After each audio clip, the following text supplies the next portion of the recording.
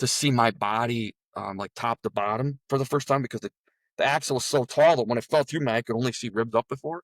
But as soon as he jacked it up off my body, I could see top to bottom.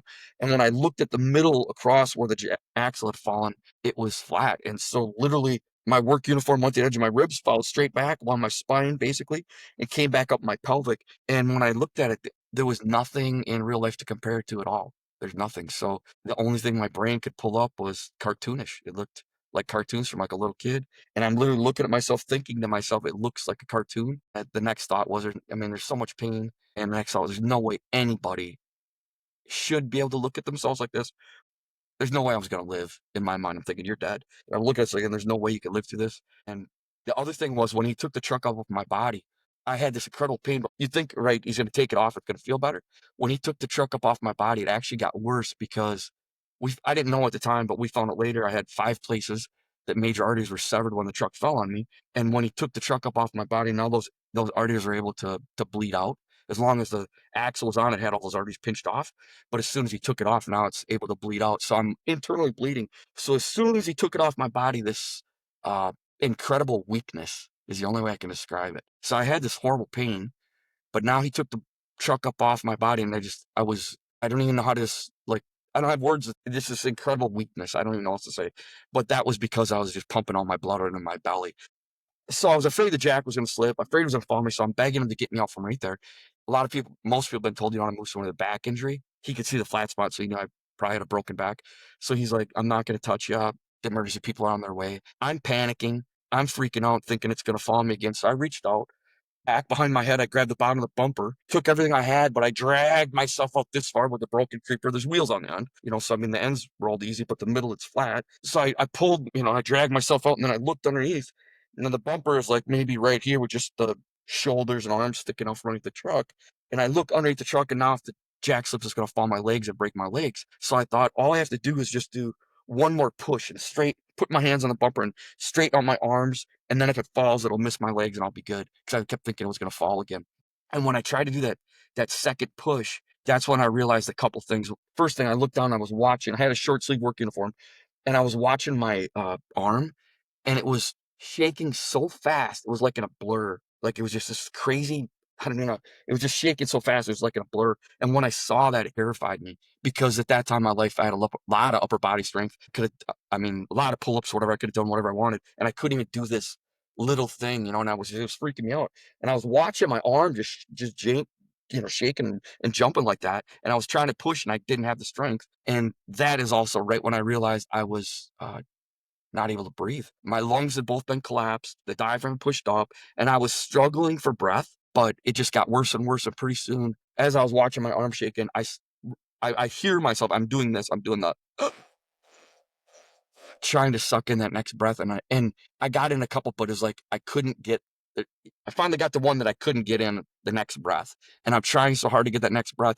And sometimes when you're really active running, working out, whatever, and you can hear your own pulse. So my pulse is just pounding in my ear because I'm in shock. My heart rate is way elevated, and I can hear my heart just pounding away as I'm trying to get this next breath.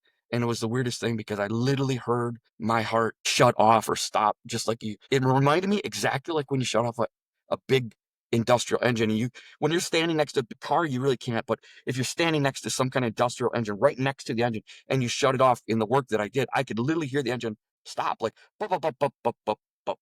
And I heard my heart, bup, bup, bup, bup, bup, bup, bup. And at the last beat of my heart, just like an engine that got shut off, my spirit left my body, and I went into the roof of the garage at like 14, 15, 16 feet just inside the roof. And I went from this, the most pain I've ever felt, crushed in half. Now I'm in the roof of the ceiling, and it was like the Bible talks about peace that surpasses mental understanding. I don't have words to try and describe how good it felt. The only thing I say over and over, it's kind of corny, but I say I was having a party in the ceiling by myself. And I don't know how else to describe it. I was out there. It's the peace I've wanted my whole life. Literally. I mean, it's what I've wanted my whole life. And so I'm up there just enjoying this amazing piece, looking down an accident scene, so completely removed from it that I didn't even know that I was the guy underneath the truck. Um, Nothing. I'm just watching down from above, and I was listening to all the conversations of the because the volunteer fire department people showed up like onesie twosies in their own vehicles and stuff. And I'm just watching from above, listening to all the conversations. And because I had a massive chest injury, they weren't going to do CPR.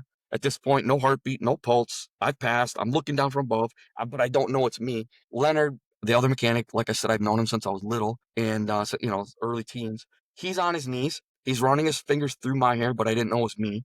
And I could hear him crying and apologizing. He's saying stuff like, I should be the one that's dead, not you. I'm sorry. I'm sorry. I'm such an old fool because he had not used the safety equipment. And he said, I'm sorry. I'm sorry. I should be the one. And I didn't feel bad at all. I mean, I could hear him crying. I was listening to him cry and hearing what he was saying to the person that he's touching, but I didn't feel bad. I mean, it didn't. I was in such perfect peace; it didn't bother me. And I'm listening to all the conversations, the people talking and stuff. And on each side of Leonard, all of a sudden, not at first, but all of a sudden, it just like I don't know how to describe, it, but all of a sudden, on each side of Leonard, I could see that there was an angel. And Leonard is like 6'1", 6'2", and they're on their knees. Leonard is on his knees. There's one on each side of him, just like him. So three across the front of this truck with Leonard in the middle, angel on each side of him. And like I said, he's just over 6 feet tall, but their heads were like a couple feet taller than his. So I'm going to guesstimate, like, let's say 8 feet tall, if you would have stood them up, based on a 6 foot tall Leonard. Angels in white, shining robes. Angels are mentioned in the Bible. I've looked it up 290 sometimes. Sometimes, a handful of times, it mentions their white, shining robes. And these angels had white, shining robes. I mean, they're like emanating light. Sometimes angels have wings, sometimes they don't. These angels did not have wings. They were men. I didn't get to see their faces, but looking from above in the back, obviously men, big, broad shoulders, very muscular, narrow waist, long hair. And when I share this testimony at churches, sometimes I'll say, look, I know sometimes religious people or church folks get weird about guys with long hair. I think you're going to be surprised when you get to heaven because I saw two really long haired guys, and I'm pretty sure God made them that way. So these two long haired are on each side of Leonard, and the one from the driver's side reaches over and he puts his hands in the middle of the flat spot, and the one from the passenger side did the same thing. So from above, I see it, and I go, look, those angels are down there to help that guy. That's nice. I mean, it seemed, it's so weird because it seemed nonchalant. It seemed normal. It didn't seem out of the ordinary. I've contemplated that so many times the last 18 years. The only thing that makes any sense to me is that because in the spirit realm, angels are normal. That's why it didn't seem like a big deal to me. It's because, so anyway, I'm just watching above. I could see the angels helping that guy. I'm like, yeah, they're down there helping the guy. Big deal. Listening to the conversations of the emergency people and uh, up above, looking down, angels on each side.